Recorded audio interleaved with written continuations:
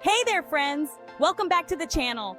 If you're new here, this channel is all about practical career and interview tips to help you navigate the professional world. If you're a student or a young professional looking for actionable advice, hit that subscribe button. Today we're diving into a super important topic, how to negotiate your salary after you receive a job offer. Trust me, it's a lot easier than you think. Let's get started. Let's kick things off with a surprising stat. About 60% of people don't negotiate their salary after receiving a job offer. Crazy, right? And it's not because of the economy or because employers are unreasonable. It's because they don't even try. Whether you're a fresh graduate or an experienced professional, not negotiating can set you back big time. The most common reason people don't negotiate is simple. They feel like they don't have any bargaining power. Maybe you're a fresh graduate thinking, this is my first job, I have no experience, so what leverage do I have? Or maybe you think because you don't have other offers on the table, you can't negotiate. But here's the thing, just because you don't have other offers doesn't mean you're powerless. Remember, the hiring process is stressful and expensive for employers. By the time they've made you an offer, they've invested a lot in you. They've screened hundreds of resumes, interviewed multiple candidates, and finally decided to hire you. That gives you some leverage. Now, let's talk about the 3 major consequences of not negotiating your salary. These are big. First, there's the financial loss over time. Let's look at a quick example. Imagine you're offered $50,000, but you could have negotiated up to $55,000. That extra $5,000 might not seem like much now, but if both salaries grow at a 6% rate per year, the gap becomes huge. In 10 years, the person who negotiated will have earned about $75,000 more. After 30 years, that difference balloons to a whopping $424,000. That's almost enough to buy a house, let alone a new iPhone. Plus, if you switch jobs, your next offer is likely going to be anchored to what you're making now. So the gap could be even bigger.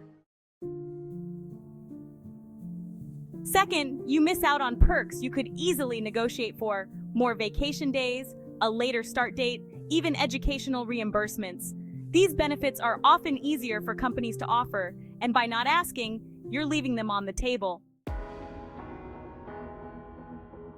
Third, you miss the chance to make a strong first impression. Negotiating is a life skill, and your employer knows that.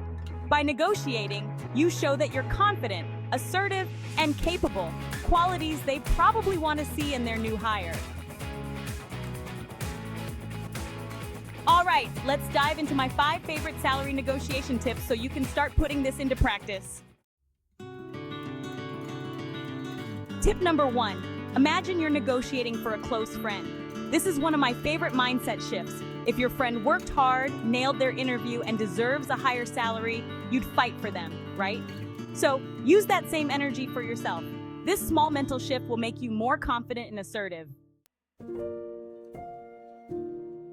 Tip number 2, give a specific salary figure.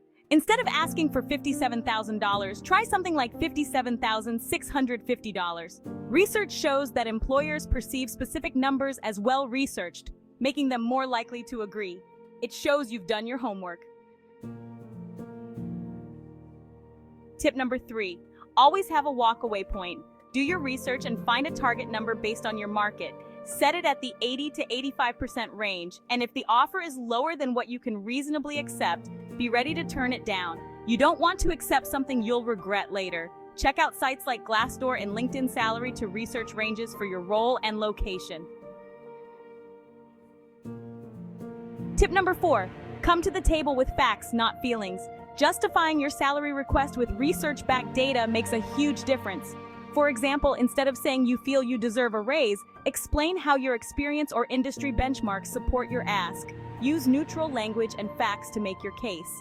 Here's a quick script. The industry average for this role is around $62,500, and companies like Unilever pay slightly more at $64,000. Your offer is a bit below that, and with my experience in consumer goods, I think we can aim closer to the industry benchmark. Can we work together to make this happen? Tip number 5, negotiate ethically. Only negotiate with employers whose offer you plan to accept. It's disrespectful to negotiate for the sake of leverage if you don't intend to take the job. Once you accept an offer, withdraw from other interviews and don't burn any bridges. You never know when you'll work with these organizations again. There you have it. 3 real consequences of not negotiating and my top 5 tips for getting the salary you deserve. If you found this helpful, don't forget to hit the like button and subscribe for more actionable career tips. And if you're about to start a new job, check out my video on how to write professional emails to hit the ground running. As always, stay confident, stay prepared, and I'll see you in the next video. Thanks for watching. If you found this information helpful, like this video and subscribe to this channel.